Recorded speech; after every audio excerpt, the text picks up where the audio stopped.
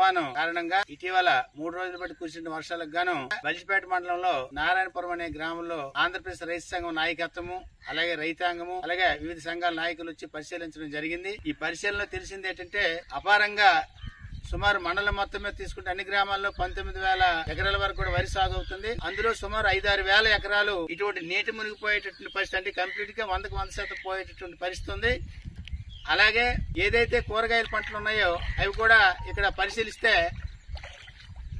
Cabbage పొట్ట ఏదైతే ఇప్పుడు వేశారో ఎంతో పనికొచ్చినటువంటి పొట్టంతా కూడా పోతా ఉంది. మొక్కలు వేశారో మొక్కలన్నీ కూడా పూర్తిగా పోయాయి.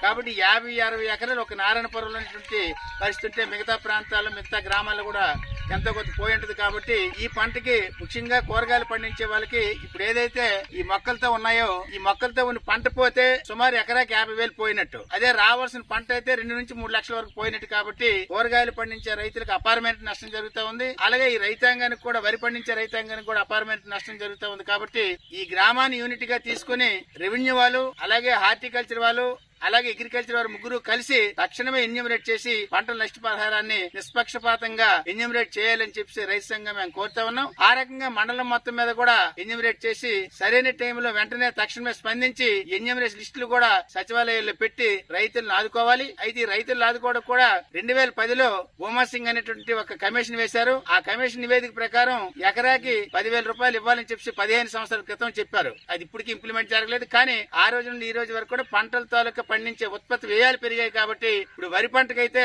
ఎకరాకి 25,000 రూపాయలు అలాగే కమర్షియల్ క్రాప్ కి 50,000 రూపాయలు నష్టపరిహారం ఇవ్వాలని చెప్పి మేము కోరుతా ఉన్నాం. ఇది రైతు సంఘం మేము డిమాండ్ చేస్తాను. మరి దీన్ని వెంటనే ప్రభుత్వ యంత్రాంగం అలాగే అధికార యంత్రాంగం చొరవ తీసుకోవాలని చెప్పేసి మేము కోరుతా ఉన్నాం. దీని కోసం రైతాంగాన్ని కూడా మేము కూడా మాకు అవకాశమైనంత వరకు అన్ని గ్రామాలు పరిశీలించి అన్ని మండలాలు పరిశీలించి మేము కూడా ఒక సమగ్రమైన రిపోర్ట్ ని కూడా కలెక్టర్ గారికి అందజేస్తామని చెప్పి రైతు సంఘంగా మేము తెలియజేస్తా ఉన్నాం. నా పేరు బంటుదాసు, ఆంధ్రప్రదేశ్ రైతు సంఘం జిల్లా ప్రధాన కార్యదర్శి.